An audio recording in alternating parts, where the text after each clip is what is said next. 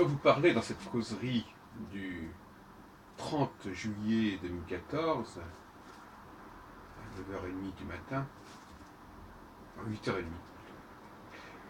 Je vais vous parler de l'astrologie cyclique et de cette idée fondamentale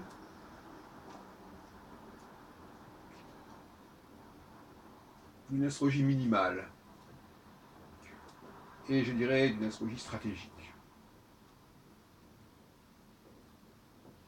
Par astrologie stratégique, j'entends une astrologie qui n'occupe que des points très spécifiques, mais très importants, et même, je dirais, vitaux, mais qui en revanche ne se dispersent pas, parce que je crois que c'est le grand problème de l'astrologie actuelle, elle se disperse. Elle touche à tout, elle peut parler de tout et de rien. Et cette dispersion est un très grave handicap, dont elle n'arrive pas d'ailleurs à se relever.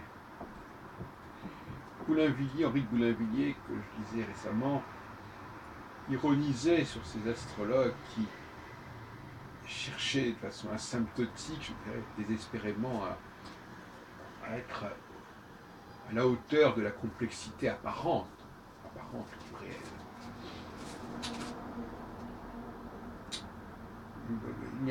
L'astrologie n'a pas à courir après la réalité dans ses manifestations les plus diverses, les plus variées, surtout quand elles prennent des dimensions individuelles et particulières et locales. Ça, c'est suicidaire. On n'a pas assez dit à quel point il était suicidaire de s'occuper de choses trop diverses. Gauquelin avait pourtant montré le chemin des informations.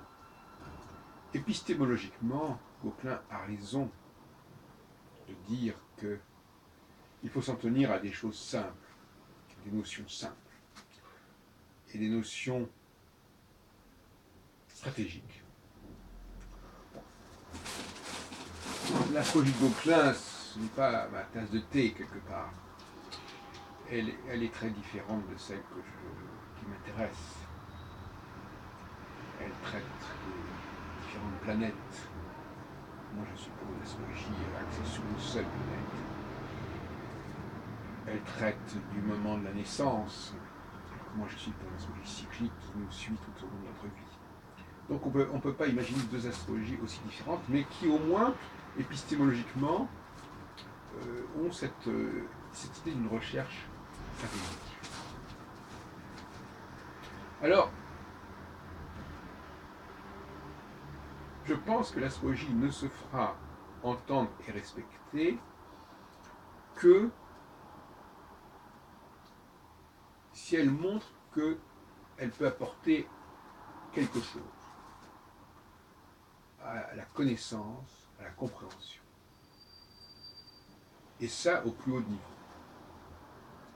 Avec très peu de moyens, ce qui permet de comprendre comment elle travaille, et avec un impact considérable en termes prévisionnels.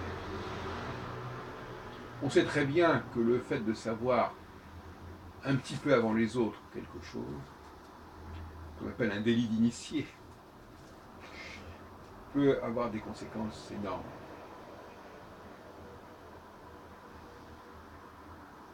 Une fuite, une information obtenue avant les autres, c'est déjà énorme. Et c'est de ça dont il s'agit quelque part. Je ne parle pas d'une astrologie boursière, peut-être que mon astrologie peut avoir une dimension boursière, je ne sais rien. C'est pas impossible, mais c'est pas en tout cas immédiatement ce qui m'intéresse. Mais une astrologie qui peut savoir à un certain moment, quand les choses vont basculer, vont se retourner, ça peut être extrêmement important. Avoir raison avant les autres, sentir le vent tourner avant les autres peut être extrêmement important. Et c'est ce que j'appelle stratégique. Ça veut dire aussi que les informations que fournit l'astrologie C'est à chacun de savoir les utiliser au mieux, sur son terrain, qu'il connaît. L'astrologue ne veut pas se substituer à ce travail personnel. Mais il peut fournir des données extrêmement précieuses. Je vais vous parler aujourd'hui justement de la question des interférences. Qu'est-ce qui peut, dans quelque chose qui suit un certain cours, qu'est-ce qui peut interférer? On me dirait, oui, mais alors là, vous êtes très loin de votre astrologie stratégique, pas du tout. L'interférence, ce n'est pas le hasard. Enfin, le hasard, qu'est-ce que c'est que le hasard? L'interférence, ce n'est pas un événement accidentel qui se produit. Ou du moins, s'il est accidentel, il est effectivement prévisible. Moi, je parle d'interférence prévisible et structurelle, pas conjoncturelle. C'est-à-dire qui s'inscrit dans un modèle extrêmement précis, mais comme ce modèle est binaire, et qui peut basculer, et qui va basculer, d'ailleurs dans basculer, il y a le B, le binaire, eh bien, il peut y avoir en effet un changement de valeur, un changement d'optique, qui peut se produire, en gros, tous les 3 ans, 3-4 ans. C'est à ce moment-là, c'est à ces moments charnières que l'astrologie, telle que je la conçois moi, peut intervenir de façon stratégique. Alors, je vais résumer en cette brève causerie les deux types d'interférences et d'interventions, j'allais dire, qui peuvent se produire dans le cours d'un processus cyclique, mais qui est un processus cyclique, encore une fois, excusez-moi, binaire. Quand on est en phase première d'un cycle, c'est-à-dire quand on est un petit peu, je ne dirais pas à l'étroit, mais un peu seul, c'est-à-dire avec une base relativement étroite.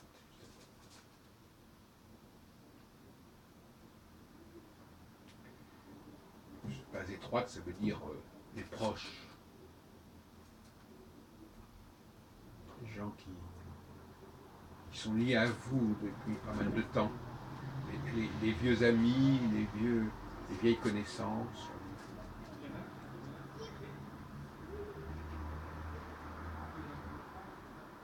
Eh bien, lorsque cette phase première est en train de se terminer, il y a là effectivement des surprises qui peuvent se produire. La notion de surprise est également intéressante sur le plan conceptuel. Interférence, surprise. La surprise qui n'en est pas une d'ailleurs, enfin, qui est une surprise pour celui qui n'est pas prévu. Quelque chose qui vient en tout cas se rajouter, se surimposer.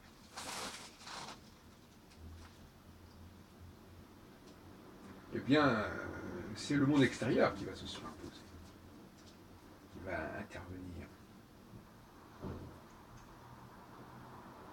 Ce n'est plus des forces intérieures, ce sont des forces extérieures. Tout d'un coup, il va falloir tenir compte des autres, de ceux qui sont en dehors du premier cercle, et qui peuvent, pour le bien comme pour le mal, et pourquoi pas pour le bien, apporter quelque chose, apporter un plus à nos conditions de vie, de travail. Alors ça se joue, en gros, lorsque Saturne, j'en ai déjà parlé récemment, quand Saturne passe à peu près à la moitié actuellement du signe cardinal, des 4 signes cardinaux, de l'un des 4 signes cardinaux. Mi-Cancer, mi-Balance, mi-Capricorne, mi-Bélier. C'est évident qu'il y a quelques siècles, on était plus au début du signe qu'à la moitié du signe. Et rappelons qu'il s'agit là une position de Saturne à 45 degrés en moyenne de la conjonction d'une étoile fixe, la 45 degrés d'une des 4 étoiles fixes royales. Donc, dans notre vie, ça signifie qu'on va être impliqué, soit au premier chef, soit parce qu'on va être entraîné par un processus qui nous dépasse. On va être impliqué dans des questions plus larges, plus vastes. On va passer à une autre dimension, à une autre échelle. Ça peut être très positif. Ça peut être une reconnaissance par la société, par une académie, par les autres, par le milieu, par une communauté, reconnaissance de sa valeur, de son importance, de son rôle majeur, central, de son éminence. Et puis alors il y a l'interférence en sens inverse. 3 ans plus tard, 3-4 ans plus tard, en alternance. Et là, le processus est effectivement inverse, stratégiquement inverse. Qu'est-ce que ça signifie?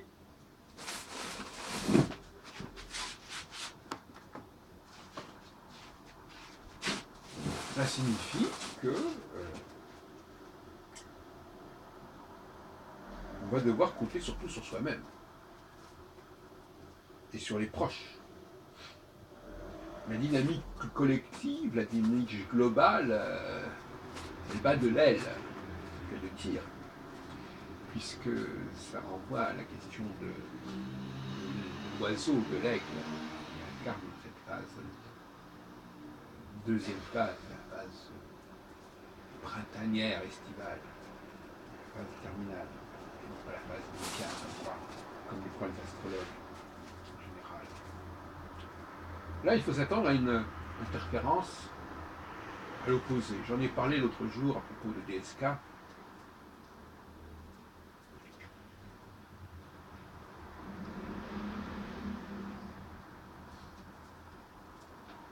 Il y a des moments où nos affaires personnelles, notre vie personnelle prévaut.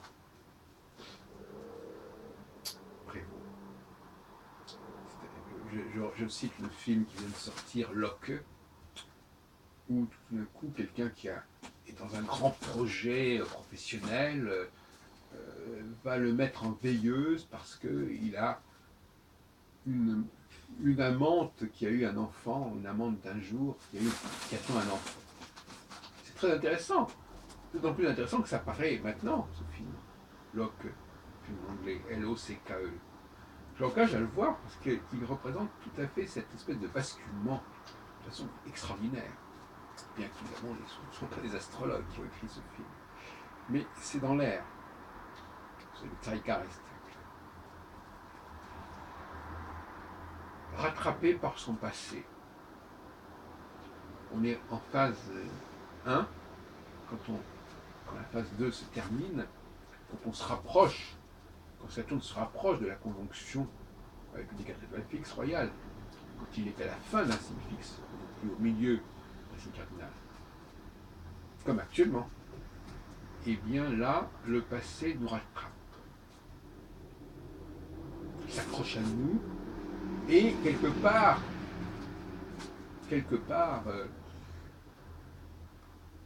interfère, c'est-à-dire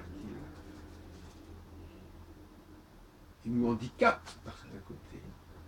Il nous plombe par rapport à des projets plus ambitieux, plus collectifs. Tout d'un coup, la vie personnelle pèse lourdement notre existence. Et il faut le savoir, parce que ça veut dire aussi un changement de dynamique.